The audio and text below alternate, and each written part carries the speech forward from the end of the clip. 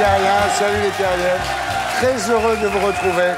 Notre invité principal ce soir, c'est Jean d'Ormesson.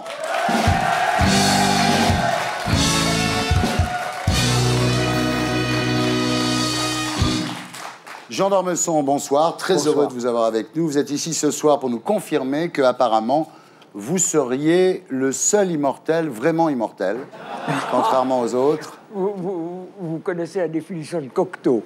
Non. Nous sommes immortels pour la durée de notre vie. Après, nous nous changeons en fauteuil. Ah, quelle bonne. D'ailleurs, vous avez été élu le mec le mieux conservé pour son âge par les lectrices de Elle. Bravo, Jean, c'est extraordinaire. On disait à Woody Allen, qu'est-ce que vous voudriez qu'on dise de vous dans 100 ans? Ouais. Et il répondait, je voudrais qu'on dise, il n'est pas mal pour son âge. Quel client, ce Jean d'Ormesson. Vous êtes le meilleur client de la télévision, Jean. Alors, on fait comment, à votre âge, pour avoir l'œil qui brille comme ça? Est-ce que c'est la passion de la vie ou de la conjonctivite? Surtout pas de sport. Ah oui. Bon, Jean, vous connaissez l'émission, donc en P1, nous serons tous les deux. Nous parlerons de vous, de votre vie, de votre œuvre et de ces fameuses lentilles bleues qui font tout votre charme. Pourquoi vous l'avez jamais dit que vous aviez des lentilles, en fait? Non, parce que j'ai des yeux tellement beaux, verts. Ah là là. Des yeux verts.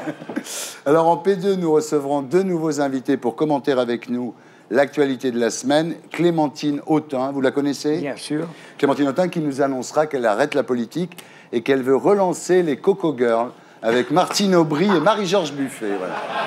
Donc c'est un scoop ce soir dans Salut les terriens. Elle raconte tout ça dans un livre intitulé Transformé à gauche qui est publié aux éditions du Seuil. Voilà. Notre troisième invité sera Thomas N'Gijol, le noir le plus drôle de la télé depuis Michel Leb. Thomas qui sera à la Cigale les 12, 13 et 14 novembre dans son one-man qui s'intitule À bloc. Voilà. En P3, après Le Zapping et Guillon, nous accueillerons notre invité du samedi 20h, ce soir Raphaël Ricci, Rafi de la Starac, pour son livre témoignage « Je ne chanterai pas ce soir », tant mieux. Moi non plus, je ne chanterai pas ce soir. Alors, c'est grâce à elle qu'on a découvert des gens comme Jennifer, Nolwenn, Élodie Frégé, Magali, Quentin. Enfin, elle a promis de s'excuser ce soir. Alors, cette année, il y a une nouveauté dans l'émission. Je donne mon numéro de portable. Donc, si vous avez des commentaires, des critiques, des idées, appelez le numéro qui s'affiche. Voilà, on va commencer par le premier message vocal. Oui, bonjour Magali, animatrice dans une maison de retraite en Corse. Je voulais dire que l'émission du 17 octobre avec William Régeau, ça a fait du bien d'entendre ses paroles parce que ça fait un moment que j'ai envie de dire ça tout fort et tout haut. Et maman de 3 enfants, j'ai pas le temps, mais c'était dans l'idée de faire un petit bouquin, un peu dénoncer toutes ces pratiques, voilà. Et comme il dit, ça se passe en crèche, ça sera autre chose. Voilà, ça fait du bien de le dire. Merci, ciao. Merci à vous, madame. Alors, beaucoup de messages sur le témoignage de William Régeau sur les maisons de retraite. Je crois que tout le monde a été extrêmement bouleversé. C'est des choses dont on parle jamais. Donc, beaucoup de gens qui nous disent bravo, vous avez eu raison et tout, et d'autres qui sont pas d'accord. On écoute. Oui, bien, moi je trouve qu'on dit beaucoup de mal des maisons de retraite, alors que ma maman vient justement d'en quitter une en fin de vie et elle a été extrêmement bien accompagnée et la famille aussi. C'est une maison de retraite qui est à Rueil et je leur dis chapeau bas. Voilà. Donc, les avis sont partagés. Vous êtes dans une maison de retraite excellente, l'Académie française. Non, mais c'est vrai, c'est sympa. Il y a les gratteux, les moins gratteux, les plus gratteux. Et tout ça, on s'entend très bien. Vous connaissez l'histoire des deux qui se rencontrent. Non? Les deux académiciens se rencontrent et l'un dit « Comment va notre confrère un tel ?» Et l'autre dit « Oh, à moitié gratteux. » Et le premier dit « Ah, il va mieux. » Voilà, l'émission s'appelle Salut les terriens et le groupe Les Gréments de Fortune. Alors, Jean, rebonsoir. On va parler de vous. C'est ce qui vous intéresse le plus, de toute façon. Alors, vous publiez 2 livres, Saveur du temps et L'enfant qui attendait un train, tous les deux aux éditions Héloïse d'Ormesson.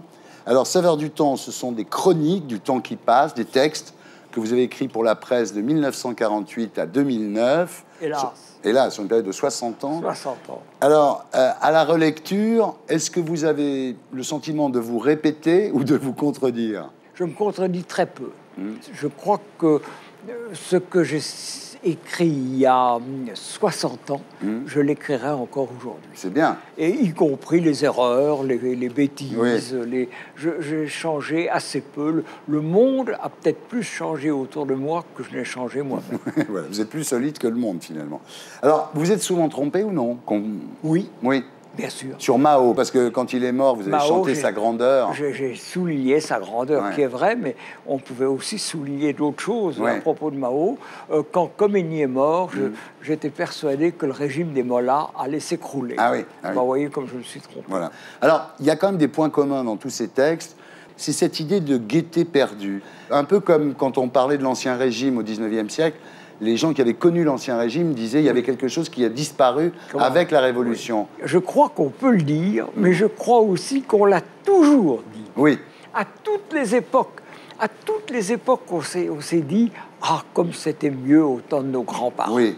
Je crois qu'à toutes les époques, c'était vrai. On a retrouvé un texte à Babylone qui date de 3000 ans avant Jésus-Christ, où il y avait déjà un mec qui disait « tout fout le camp ». Oui, donc c'est quand même extraordinaire. Et Platon disait « Les jeunes gens d'aujourd'hui sont vraiment insupportables. » Oui, d'accord. Absolument. Donc finalement, ça a toujours été. Oui. Et vous savez, aujourd'hui, on dit beaucoup l'ordinateur, Internet détruisent la vraie culture. Et Platon disait l'écriture, c'est une catastrophe pour la culture. Parce qu'à partir de l'écriture, vous ne savez plus les textes par cœur. Ah bah oui. Avant Platon, on savait par cœur l'Iliade et l'Odyssée. Et puis quand l'écriture s'est imposée, c'est un truc de feignant, c'était plus la peine. Ouais. Oui, c'est comme maintenant quand on dit aux gosses de ne pas travailler avec les ordinateurs. C'est exactement pareil. Absolument. Alors, il y a quand même une date clé dans vos écrits, c'est le 10 mai 1940, qui est l'effondrement de la France pour vous. C'est-à-dire, il y a un avant et un après. C'est-à-dire, il faut dire à nos plus jeunes amis téléspectateurs que c'est le moment où la France a perdu contre l'Allemagne nazie. En 11 jours, la France s'est écroulée. Et évidemment, les gens qui ont connu ça, comme moi, c'est à partir de là, les catastrophes après leur ont semblé beaucoup moins graves.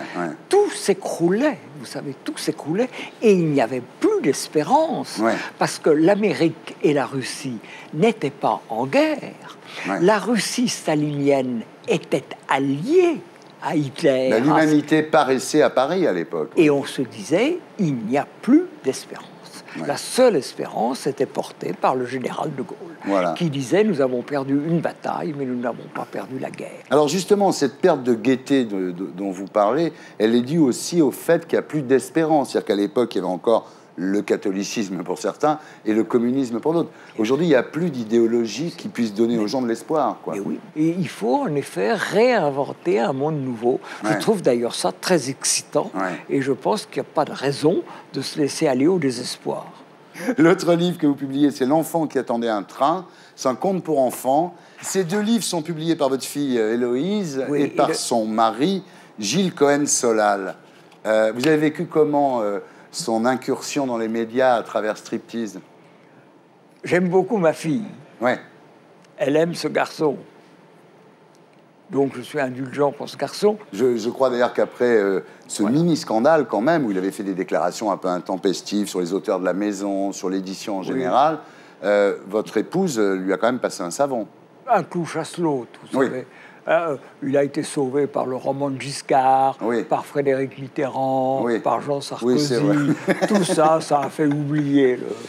Alors, ce qui est incroyable avec vous, donc vous avez 84 ans, vous êtes toujours dans le coup. Récemment, je lisais dans le magazine Lire et dans l'Express, Jean Do, la nouvelle idole des jeunes. C'est moi. Non. Un big up.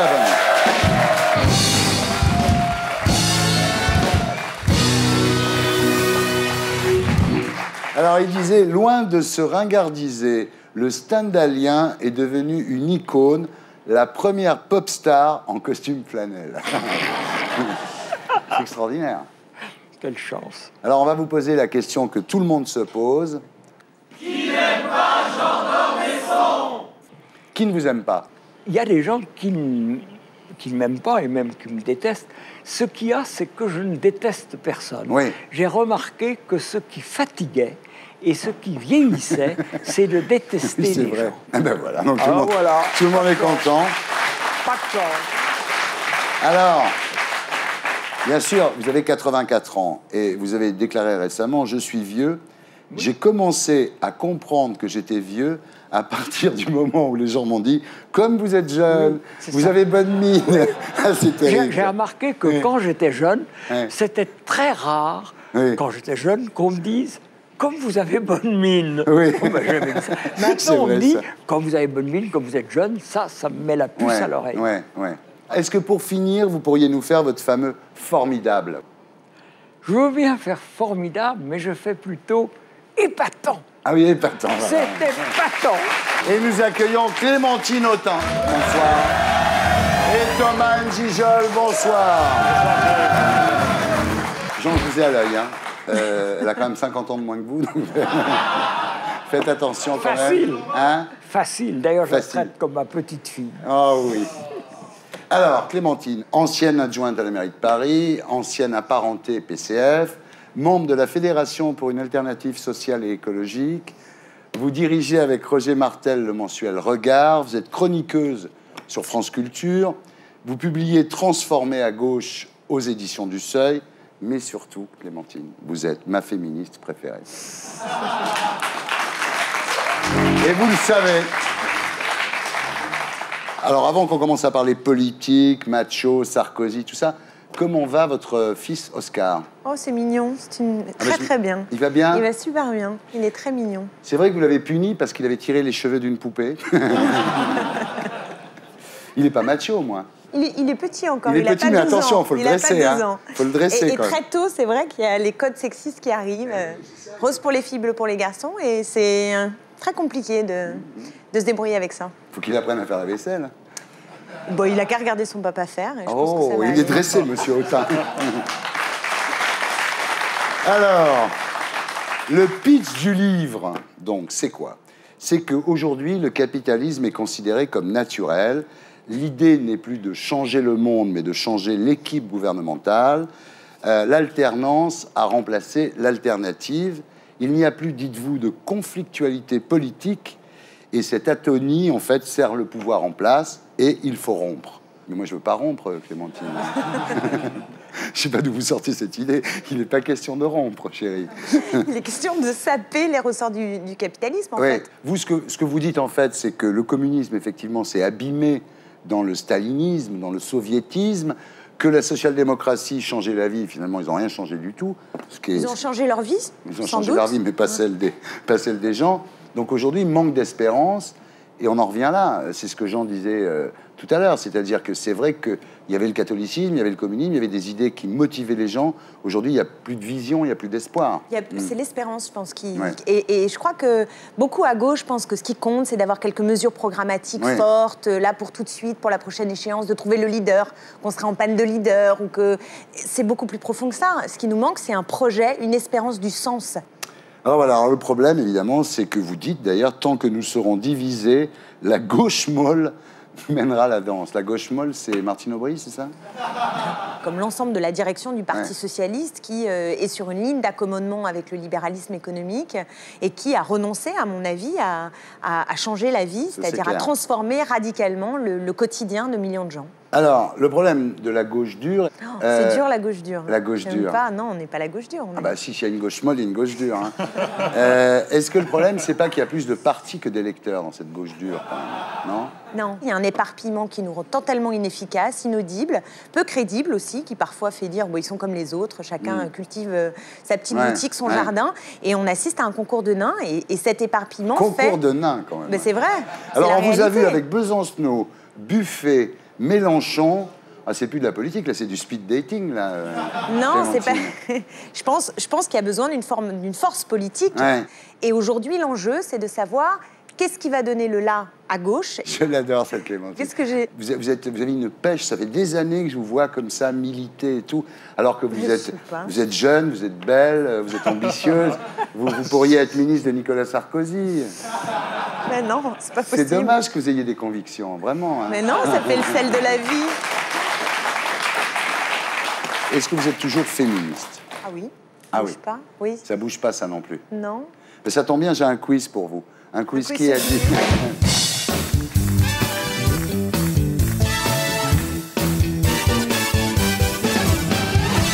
Qui a dit la plus grande saleté qu'on puisse faire à un homme qui vous a pris votre femme, c'est de la lui laisser? Sacha Guitry. Sacha Guitry, bravo. Qui a dit Dieu a créé l'alcool pour que les femmes moches baissent quand même? Borloo. Non, c'est pas Borloo. Coluche, bravo. Qui a dit Coluche? Bravo. Qui a dit dépourvue d'âme, la femme est dans l'incapacité de s'élever vers Dieu. En revanche, elle est en général pourvue d'un escabeau qui lui permet de s'élever vers le plafond pour faire les carreaux. C'est tout ce qu'on lui demande. Dis donc, il était dur. Hein, quelqu'un qui a une image en béton armé que tout le monde adore. Parce qu'il est mort. Ah, d'accord. Pierre Desproges. Ah, Desproges, d'accord. Qui a dit « Je n'aime pas les femmes qui couchent le premier soir, je déteste ça, il faut attendre tout l'après-midi. » C'est un rapide, déjà. C'est un rapide. C'est Tommy Bugsy, peut-être. Patrick Timsit. Ah, on y était presque. Qui a dit « La première fois que j'ai vu une femme nue, j'ai cru que c'était une erreur. » Woody Allen. Bravo. Qui a dit « Les femmes se partagent entre femmes trompées et femmes trompeuses. » Qui a dit c'est curieux que ce soit toujours les cocus qui sont trompés par leurs femmes. Qui a dit ça, c'est vous? Pédo, pour te Alors, dire. les femmes se partagent en femmes trompées et en femmes trompeuses. C'est Schopenhauer, quand même. C'est pareil. Qui a dit Ouais. Non, le jeu des citations, il est énorme, genre. Qui a dit les femmes se divisent en emmerdantes, emmerdeuses et emmerderesses. Oh là là, qui a dit ça? Claudel. Ah, mais tu vois, en plus, c'est des mecs... Attends, c'est quand même des... c'est très significatif. La femme est, selon la Bible, la dernière chose que Dieu a faite. Il a dû faire ça le samedi soir. On sent la fatigue. Très bonne punchline. Non, mais c'est un grand écrivain. Ce qui C'est un était écrivain. Valérie. C'est pas un Mais comique. vous imaginez un truc comme ça avec des blagues racistes comme ça pendant 10 minutes Qui a dit et tout le monde qui se marre? Mais attends, c'est Alexandre très Dumas. drôle, mais Clémentine, c'est dingue. Alexandre Dumas. Alors, il y a une phrase de Patrick Timsit que j'ose pas vous dire. Parce que... Ah, déjà, rien que Team Seed, déjà, tu sais que... Voilà. Je sais Rien pas, que si le je nom, sais déjà. pas si je vais oser vous la dire. Bon, bouchez-vous les oreilles. Les femmes d'aujourd'hui travaillent, picolent, conduisent comme des mecs, et après, elles s'étonnent qu'on les encule. C'est pas mal. C'est léger. C'est léger, hein. Patrick Timsit, qui est à la Gaîté Montparnasse tous les soirs. Alors, Thomas, vous serez à la Cigale les 12, 13 et 14 novembre pour votre spectacle qui s'appelle À Bloc. Exactement. Et j'ai lu le dossier de presse, il y a écrit « Rire garanti » quand même.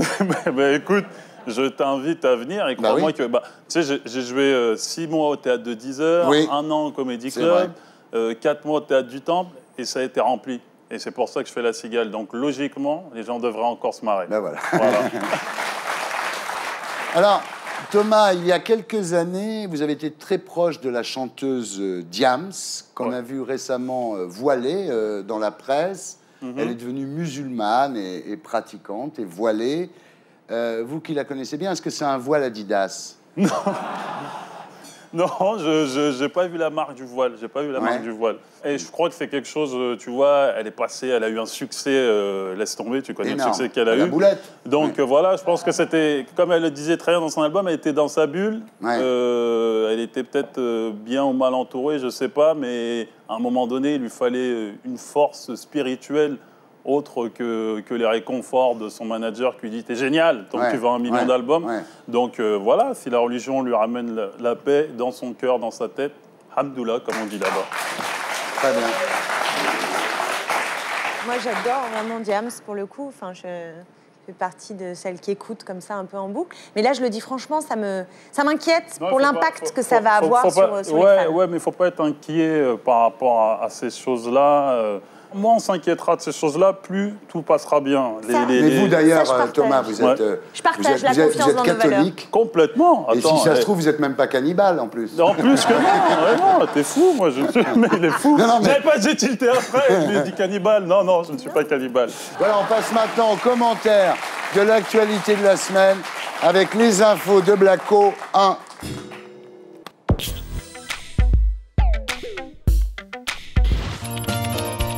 Faut le comprendre, notre président. Jean, c'est son fils, sa bataille. Alors vu que les médias ont touché aux fruits de ses entrailles, ben, il veut tout casser. Leur façon d'agir, c'est de commenter. C'est nécessaire.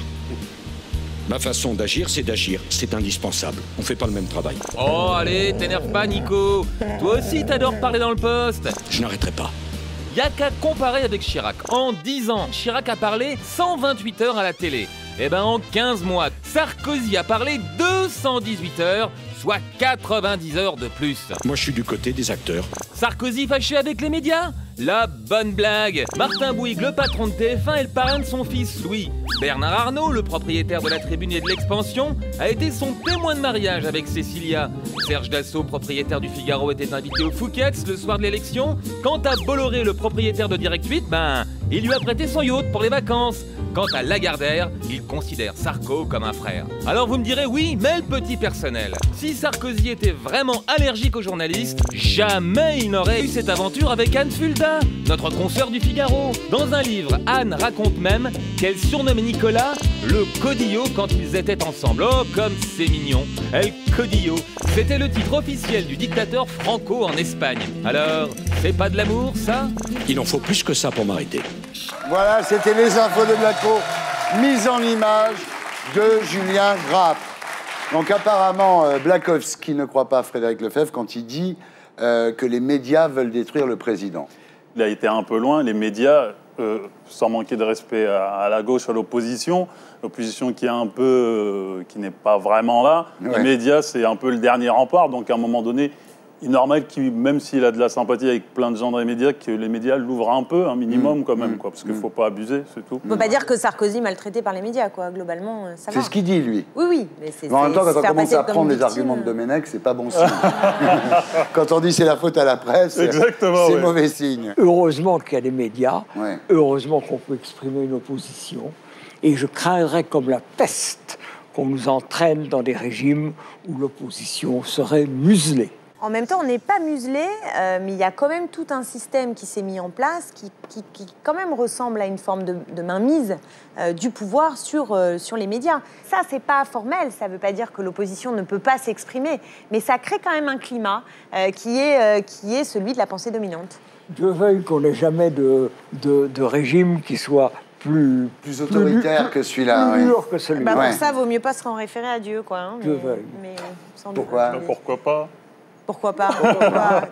Pourquoi pas? Qu'est-ce qui vous a fait, Dieu?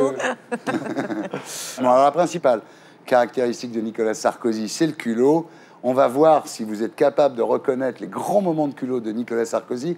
On va faire un quiz oser, pas oser.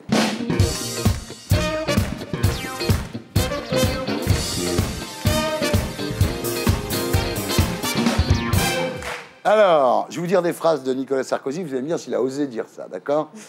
Vous avez vu ma montre, elle est belle, non?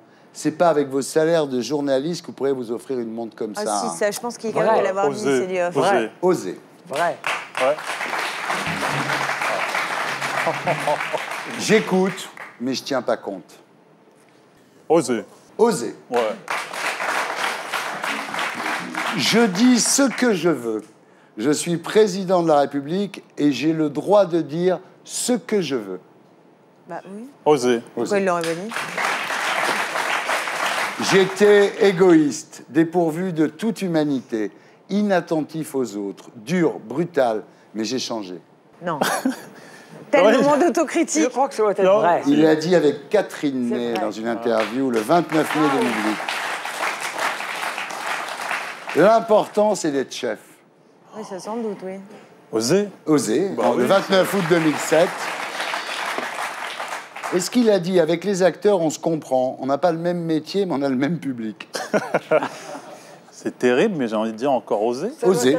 Il l'a osé. En juin 2005. La politique spectacle. Et d'ailleurs, c'est vrai. Chaque fois qu'une personne est poursuivie ou maltraitée dans le monde, pour moi, elle est française. Parce que la France, c'est la patrie des droits de l'homme. Oser, Oser, oser.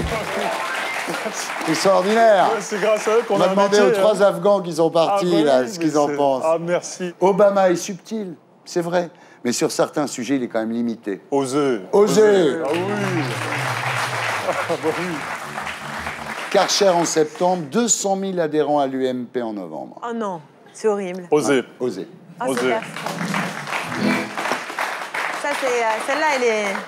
Oh. Ouais. Non, mais il n'y a eu que des osés, en fait. Si Il n'y a que des osés. C'est ce qui est extraordinaire. On est en Afrique, on dirait Mugabe. C'est la République bananière. Tu vois, c'est Allons-y. comme ça, t'es pas dépaysé. Ah ben non, c'est voilà. bien, c'est bien. Voilà. Je me sens vraiment français en entendant ça, tu vois. Ça, c'est clair et net. Et heureux de vivre dans une démocratie. Eh oui, heureux d'être là, vraiment. Allez, on y va, on passe aux infos de Blackout 2.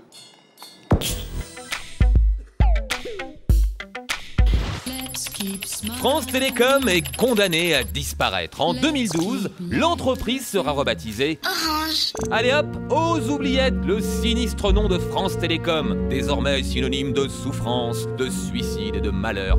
Tandis que dans les pubs Orange, tout le monde sourit, tout le monde est heureux, et on avance d'un pas léger. En tout cas, ces deux-là, ils travaillent pas chez France Télécom, sinon, ils ne tiendraient pas en l'air comme ça. En 2008, Orange a investi 300 millions d'euros dans la pub. C'est le 3e annonceur de France. C'est rudement pratique cette double identité. Comme ça dans les médias. Quand on parle d'un suicide, bah c'est chez France Télécom. Et quand on parle d'un nouveau produit à vendre, eh ben c'est chez Orange. Vous pouvez arrêter et reprendre votre film quand vous le souhaitez. Déjà que la presse va mal, ça serait suicidaire de se fâcher avec autant d'argent. Hein. Voilà les infos de Blackout. Mise en image de Julien Grab, voilà. Je me demande comment ça, c'est pas sorti plus tôt partout dans la presse au démarrage. Ah oui, quand ça va bien, c'est Orange, quand ça va mal, c'est France Télécom. Je me suis fait la remarque dès le début des C'est pour ça qu'ils ont affaires. deux noms. Voilà. Deux noms. Il n'y a pas de tentative de suicide à l'Académie française. Même quand Giscard prend la parole, peut-être, mais... non. Naturellement, la société industrielle a considérablement développé le stress, la douleur du travail. C'est la question du stress au travail et surtout, je pense, de l'entreprise telle qu'elle existe aujourd'hui où finalement les gens sont montés les uns contre les autres avec des objectifs qu'ils ne comprennent pas. Au fond, on n'est plus acteur de son travail. On est dépossédé de son travail, du sens de son travail. Qu'est-ce qu'on y fait et comment on se sent utile et appartenir à une entreprise qui a du sens. Et le fait qu'il y ait plein de sous-traitants, c'est aussi une manière d'être un chaînon d'un truc où on ne voit même pas ce qu'on produit. C'est peut-être lié aussi à la division du travail. Ouais. On ne sait plus quel est le sens. Charlie Chaplin l'avait l'avait montré très bien dans les temps modernes. Alors, est-ce qu'on ne peut pas conseiller aux gens, finalement, de faire plutôt actionnaire qu'employé? Tous actionnaires. Est-ce que c'est pas ça l'idée? Voilà, moi je suis pour l'autogestion et tout le monde actionnaire, tout le monde en coopérative. Ouais. Bien, eh ben dis donc. Oui. On continue notre commentaire de l'actualité avec les infos de Blackout 3.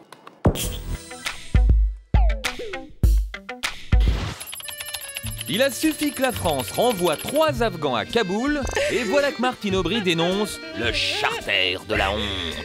T'as raison Martine, la France, c'est le pays des droits de l'homme. Mais enfin, c'est aussi le pays de la haute couture et puis de la gastronomie, que des trucs de privilégiés. Eh ben les droits de l'homme c'est pareil, c'est pas fait pour tout le monde. Dans une soirée privée, si t'as pas de carton d'invitation, les leaders te foutent dehors. Eh ben en France, c'est la même chose. Et puis c'est pas nouveau. Il y a 20 ans, Rocard, Premier ministre de Mitterrand, déclarait déjà « La France ne peut pas accueillir toute la misère du monde ». En Grande-Bretagne, c'est la gauche qui gouverne. Et ben l'an dernier, plus de 3800 Afghans ont été expulsés. Alors bien sûr, en 2008, l'Australie a refusé l'asile à un Afghan qui a été décapité au retour dans son pays.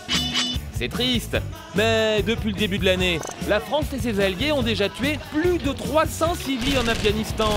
Alors, 1% de morts en plus, 1% de morts en moins, qu'est-ce que ça change? Voilà, merci Blackout. Voilà donc réouverture de la ligne Paris-Kaboul. Hein. Et quand on regarde sur le site du ministère des Affaires étrangères, le voyage en Afghanistan est fortement déconseillé, donc je ne vois pas pourquoi on amène des gens de force. Dans la rubrique Front des députés UMP, Étienne Pinte a déclaré « Nous n'avons pas à renvoyer des réfugiés qui ont fui dans un pays en guerre. » Oui, ça me paraît être le minimum syndical, si j'ose dire. C'est scandaleux. Et en plus, j'ai entendu le matin les radios qui disaient pas de problème, le charter ne va pas partir, etc. Et pof, une fois que tout le monde a annoncé ça, on nous annonce en bloc que finalement, ils en ont pris 3. Donc, y compris sur la méthode, je trouve que c'est extrêmement choquant. Et voilà, toutes les limites d'un ministre d'ouverture, d'ailleurs. Un ministre d'ouverture, rien du tout. Ministre... Ah, il apprend vite, hein, Besson. Dis donc, au départ, il est de gauche, mais il a vite appris. Voilà. Hein, c'est clair, la transformation était fulgurante. Naturellement, là, vraiment, il y a un problème d'humanité à l'égard de ces Afghans. C'est renvoyer les Afghans en Afghanistan dont ils sont partis, c'est comme si les Anglais avaient renvoyé De Gaulle en France en juin 40, quoi. Je veux dire, c'est aussi... Renvoyer les gens dans un pays en guerre, ça se fait pas, quand même. Les 3 qui ont été renvoyés, ils sont peut-être morts à l'heure actuelle. L'Australien, il a été décapité dès qu'il est arrivé, celui qui était parti en Australie. C'est extrêmement grave. À l'image de l'ensemble de la politique, d'ailleurs, sur l'immigration en France, qui est très, très, très, très préoccupante. Jean, le mot de la fin. Essayons de sauver ce qu'il y a de démocratie et, j'hésite à le dire, de fraternité en France. Voilà. Jean, merci d'avoir été avec nous. Je voudrais qu'on fasse un big up à Jean.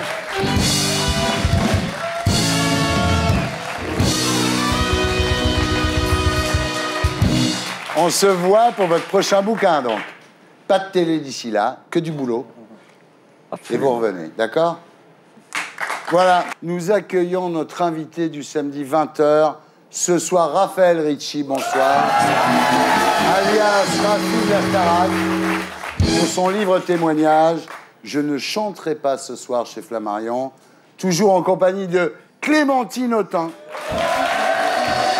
et de Thomas Njijol. Raphaël Ricci, bonsoir. Bonsoir. En quelques mots, vous avez 42 ans. Vous étiez professeur d'expression scénique de la Star Academy pendant 7 ans. Et en gros, si on a cru que Jean-Pascal était chanteur, c'est à cause de vous. Voilà. C'est grâce à moi. Oui, c'est ce qui était marqué, c'est grâce à vous. C'est grâce à moi. Bon, alors, vous dites dans votre livre que la première fois que vous avez vu Armand Altaï, vous avez cru que c'était son fantôme, c'est vrai? La pauvre. Là, c'est là. Bon, alors on en reparlera à 20h. En attendant, j'accueille Stéphane Guillon.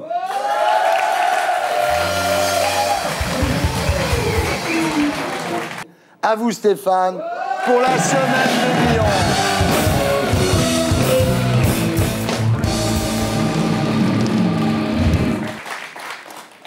Dans Gala, la première institutrice de Nicolas Sarkozy témoigne. Il était très timide et avait un petit peu peur des autres. Excusez-moi, maîtresse. Je ne veux pas aller à la récré. Il y a un grand pris sorte-feu, un physique d'officier allemand. Il n'arrête pas de me taper dessus parce que je suis hongrois.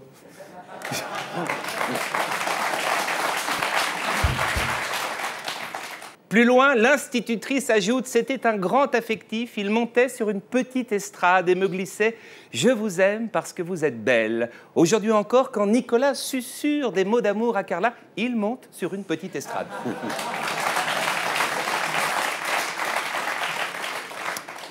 Frédéric Mitterrand juge les propos du rappeur Morcet intolérables. Dans une chanson, celui-ci déclare « J'ai 49, j'ai la dalle et je nique la police municipale ». Pour sa défense, Morcet déclare que son clip est une œuvre, une pure fiction. Mais oui, c'est comme un livre qui parlerait d'un voyage en Thaïlande. C'est une œuvre. Ce serait terrible d'en extraire une phrase.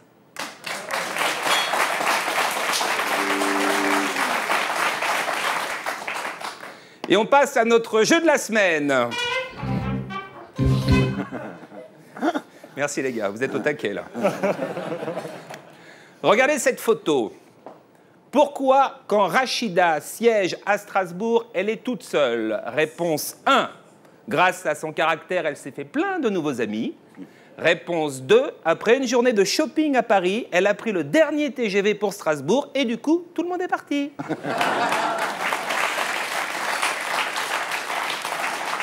En dernière page du Parisien, ce regret d'Arlette Chabot, je n'ai pas été humiliée. Pourtant, Arlette s'était préparée, veste de cuir, rien en dessous, Une petite fessée vers 20h15 en attendant le journal de David Pujadas. Comme ça aurait été bon, il m'excite ce nain.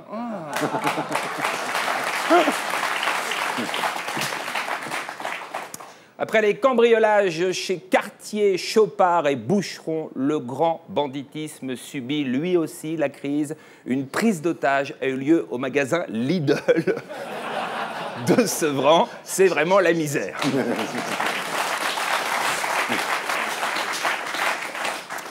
En Afghanistan, on va revoter suite à de nombreuses tricheries. Effectivement, regardez cette photo d'électrice. La deuxième a voté 4 fois et la troisième 6 fois. La burqa, un vrai problème pour organiser un vote. Déjà, à l'élection de Miss Kaboul, ça avait été très difficile de les départager.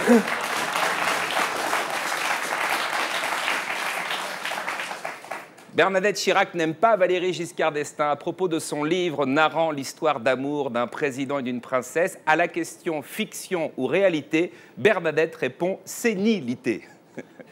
C'est tout bénef pour Chirac.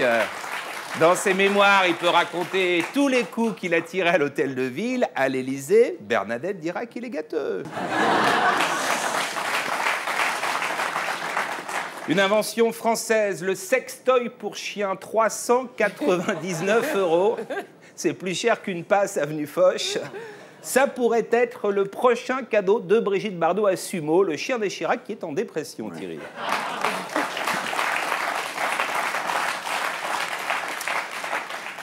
L'Élysée rappelle que la lettre de Guy Moquet doit être lue dans les écoles. Je propose qu'on vaccine les enfants en leur lisant la lettre. Comme ça, les 2 trucs chiants, on s'en débarrasse. Au Canada, un homme a transmis le virus de la grippe A à un élevage de dindes. Non, non. Qu'on ne se protège pas, d'accord. Qu'on refuse la vaccination, d'accord aussi. Mais qu'on se tape un élevage de dindes alors qu'on est porteur du virus, non. Non. Possible. Un élevage de dindes. Il était au Canada, DSK, récemment. Merci, à la semaine prochaine. Au revoir, merci. Et Stéphane Guillon. Stéphane Guillon qu'on retrouve ici la semaine prochaine. Et en entendant, sur le site canalplus.fr. Et maintenant, on passe à l'invité de 20h.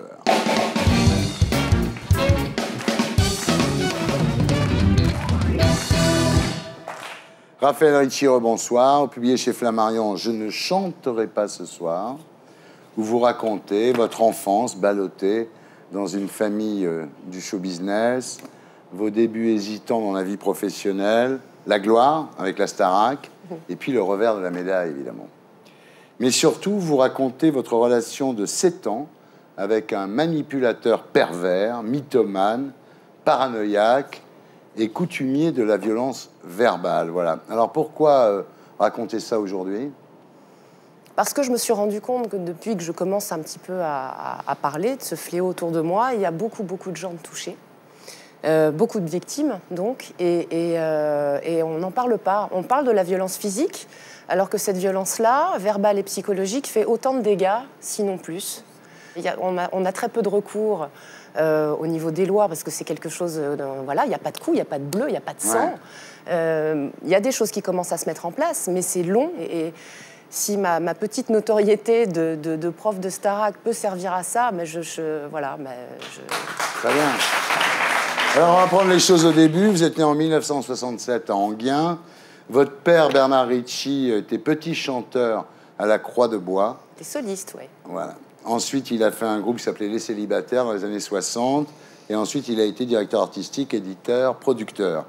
Votre mère, c'est Alice Donadel, dite Alice Donna, que tout le monde connaît, chanteuse sur les routes de France dès l'âge de 16 ans.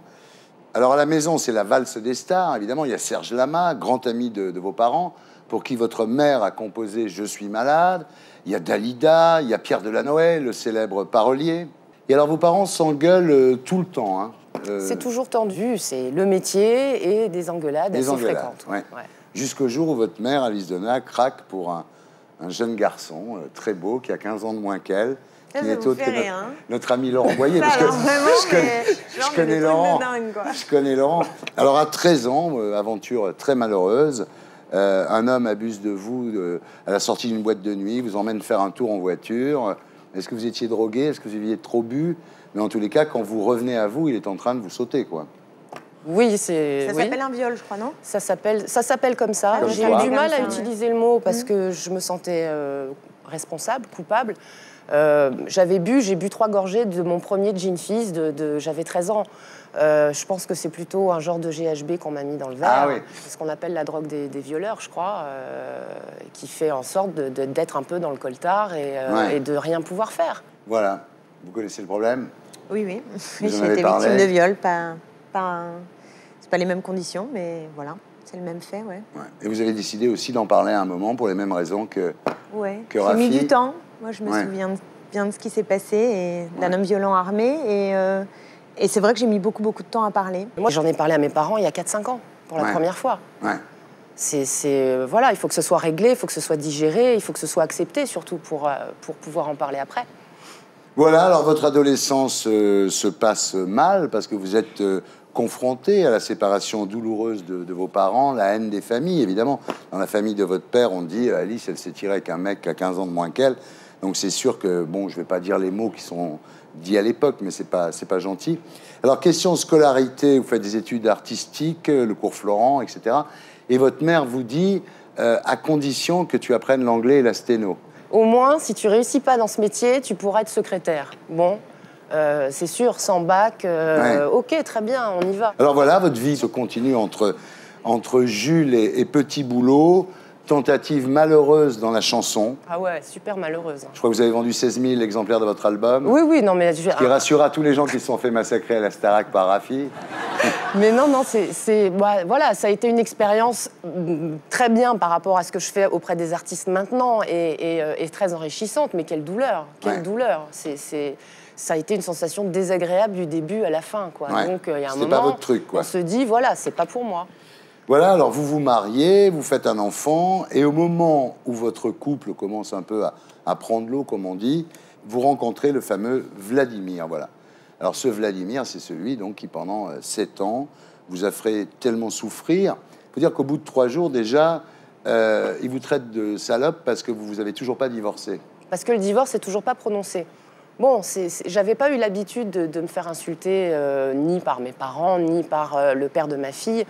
Et là, ça me tombe un petit peu dessus. Donc, bon, après, on a des excuses. On a un bouquet de fleurs qui a du mal à rentrer dans la maison tellement il est énorme. Enfin, il y a des choses, des compensations comme ça sans arrêt. Et quand on sort quand on est en divorce, quand on est sur un échec un peu de vie personnelle, on s'accroche à ce qu'on peut. Et puis j'ai la case affective qui est un peu vide parce que les parents n'ont pas été vraiment là pendant mon enfance. Donc, on la remplit on est prêt à y mettre n'importe quoi dans ces cas-là. Il y a quand même un jour où ça va un peu plus mal, si vous êtes à Marseille, dans un hôtel, vous vous disputez pour une histoire de petit déjeuner qui tarde à monter, disons. Vous vous dites, je vais descendre le prendre en bas. Et ce Vladimir le prend très mal, il vous jette un cendrier en verre sur la jambe et il vous blesse vraiment, vous saignez, quoi. Ah oui, mais j'ai un petit morceau d'os qui se balade toujours. Ça fait partie des choses violentes, soudaines, qui arrivent comme ça sans raison. Ouais.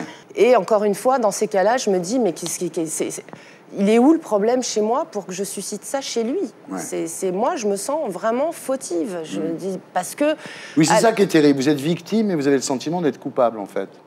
Mais oui, parce qu'à l'extérieur, en société, c'est quelqu'un qui est adorable, quelqu'un qui est timide, qui a de l'humour, que tout le monde trouve vraiment très sympathique. Et dans ces cas-là, quand on se retrouve à la maison en tête-à-tête, je deviens complètement folle. C'est-à-dire que moi, je sais ce que je vis, mais je suis la seule à le savoir, quoi. Et là, on devient fou. Alors là, effectivement, c'est un petit peu la descente aux enfers, parce que d'un côté, vous êtes à la Starac, vous êtes en pleine lumière, mais quand les gens vous voient dans la rue, ils disent « Regarde la peau de vache, on dirait un SS », enfin, les gens vous détestent parce que vous faites preuve d'autorité à la Starac, on vous traite de méchante, de frustrée, d'artiste raté, et effectivement, quand vous rentrez chez vous, donc après tout ça, vous tombez sur ce mec qui vous traite très mal. Oui, un jour sur 2. Ouais. J'étais une sirène, une princesse le lundi, et puis le mardi, j'étais la dernière des dernières de... Alors voilà, l'audimat explose, mais Vladimir vous torture et les gens vous agressent. Donc c'est quand même une vie... Bah, c'est-à-dire qu'il n'y a pas d'endroit vraiment où j'arrive à me poser et à trouver un peu de réconfort. Ouais, donc, oui, en plus, oui. Ouais, il passe ses journées sur le canapé en train de fumer des pétards. Hein. Oui, pour mieux réfléchir à son avenir professionnel. Voilà, donc c'est sympa quand tu bosses toute la journée. Et il est jaloux, mais incroyablement jaloux des autres mecs. Il dit à votre fille, dont il est le beau-père, où est ta mère? Elle est encore en train de te faire sauter par un stagiaire. Enfin, il vous pourrit vraiment la vie, même auprès de votre enfant, quoi. Oui, il a essayé auprès de ma fille, mais elle ne s'est pas vraiment laissé faire non plus. Ouais. C'est elle qui a tiré le signal d'alarme, d'ailleurs, plusieurs fois, quoi, parce qu'elle avait plus de recul que moi. Alors vous, malgré tout, vous y croyez encore. C'est incroyable les ressources d'espérance que les gens ont en eux. Hein. Ouais. C'est incroyable moi, parce que... ça de la... j'ai appelé ça de la bêtise après coup, parce que là, il y a un moment, il y a un côté de moi qui est quand même très très blond. Hein, si j'analyse les choses, voilà, j'aime pas me faire maltraiter, j'aime pas ça du tout, mais c'est vrai qu'à l'extérieur, on a l'impression que si tu restes avec lui, c'est que t'aimes ça. C'est plus compliqué que ça, c'est beaucoup plus sournois que ça. Alors vous imaginez de l'épouser, ce garçon, ce Vladimir, vous imaginez de faire un enfant, vous faites beaucoup de fécondation in vitro qui échouent. Et c'est tant mieux, parce que, encore une fois, avec le recul aujourd'hui, c'est alléluia. Mais c'est lui qui m'a proposé ça, qui m'a amené ça sur un plateau à un moment où il sentait que je commençais à m'éloigner un petit peu et à prendre conscience de ce que je vivais. Donc là, on sort le tapis rouge, on sort les machins, on sort le mariage et l'enfant, et on touche la corde sensible. Ouais. Et le mariage est reporté. Oui, on reporte, parce qu'en plus, il y a des embrouilles avec la famille. Il fait en sorte de se fâcher avec ma famille. Enfin bon, il m'isole, quoi. Petit à petit, il m'isole. Un jour, il s'en va. Alors pourquoi il est parti, finalement? Parce que je lui demande. Ouais. Parce que c'est devenu un enfer, quoi. Ouais. Il vous laisse avec un kyste au sein gauche. J'ai un jour une analyse qui se révèle être un petit peu douteuse, et là, je panique, et je le rappelle. Ouais. Erreur. Erreur. Bon... Hop, voilà, on a fait une erreur. Enfin bref, tout ça se termine quand même en maison de repos avec une dépression nerveuse. Hein. Oui, alors ça, c'est sur ma demande, parce que j'ai un peu élevé ma fille toute seule, j'ai un peu mené beaucoup de choses de front, et un jour, je suis chez moi, j'arrive plus à dormir, j'arrive plus à bouffer, j'arrive plus à rien, et j'appelle ma mère, je dis, écoute, voilà, là, il y a gros souci, j'ai envie de m'en sortir, j'ai envie de faire quelque chose, il faut que je fasse un gros ménage de 40 ans, j'ai besoin d'aller dans un endroit où on va s'occuper de moi. Ça vous a fait du bien? Ah, mais ça a été le déclic. Vous avez l'air bien, là? Ah, mais maintenant, tout va bien. Ça fait plus d'1 an, maintenant, tout ça. Mais alors, c'est vrai que ce harcèlement moral et cette manipulation destructrice, beaucoup de femmes en sont victimes, et ça va même très loin, puisqu'il faut le dire, c'est des chiffres que personne ne connaît vraiment. En France, tous les 5 jours, une femme est tuée par son partenaire. C'est quand même des trucs, il faut quand même le dire, il faut quand même à un moment... que tout le monde prenne conscience de ça, ça fait beaucoup quand même. Sans compter les suicides des victimes de ces manipulateurs pervers. Moi, je ne suis pas passée très très loin de ça. Hein. Et oui. On essaye de le dire. Je parle pour le coup des mouvements féministes qui quand même depuis longtemps se battent sur ces questions-là. À faire que ce soit une question publique, qu'il puisse même y avoir des spots d'information qu'il n'y avait pas. Des numéros verts. Mais il y aurait besoin de tellement de choses. Il y a besoin aussi de former l'accueil dans les services de police. Porter plainte pour viol ou pour violence conjugale. Ouais, c'est ramassé ou les gens sont maladroits. Moi, j'ai le souvenir du mec qui prend ma déposition et qui, à un moment donné, me demande s'il peut s'arrêter pour fumer une clope. Et je lui en veux pas, mais ça veut donc dire qu'il n'y a pas de préparation psychologique. Les chiffres sont terribles. Une femme sur 10 est victime de violences au sein du couple, sans parler du viol toléré, qui est finalement ce qu'on appelle le devoir conjugal. Magnifique ce terme. Alors, ce qui est fou, c'est que la même histoire est arrivée à Valérie Damido, à Evelyne Thomas... Est-ce que vous pensez que le succès fragilise? Je crois que Valérie a été plus violentée physiquement.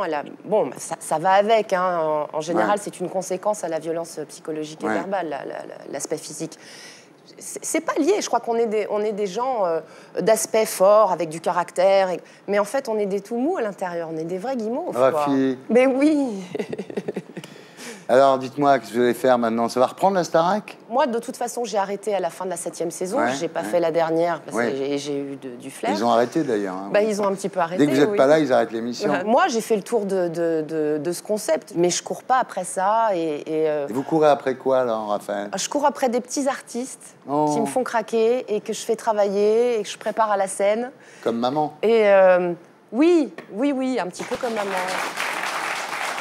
Si vous aviez quelque chose à dire à toutes ces femmes qui sont victimes, comme vous venez de le raconter, de violences verbales, voire physiques, vous leur diriez quoi? Qu'une insulte n'est pas normale, que de se faire humilier, ce n'est pas normal, et qu'au moindre doute, il y a le 3919 que vous pouvez appeler. Il y a des gens très compétents à votre écoute et qui vont pouvoir vous dire si vous vous trouvez dans une situation anormale et quoi faire dans ces cas-là. Voilà.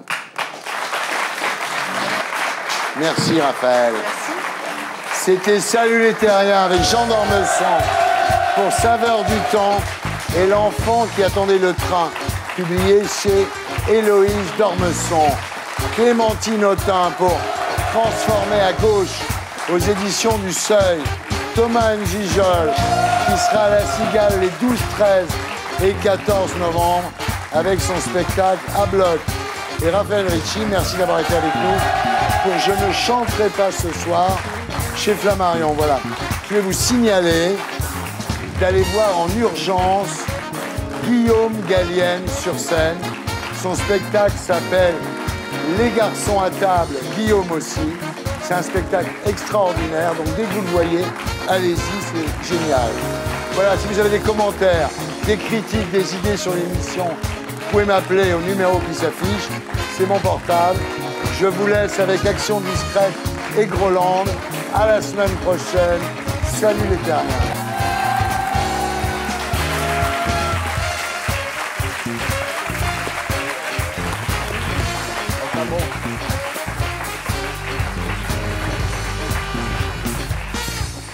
Et pour être sûr de ne rien rater de Inarditube, abonnez-vous et mettez un pouce bleu.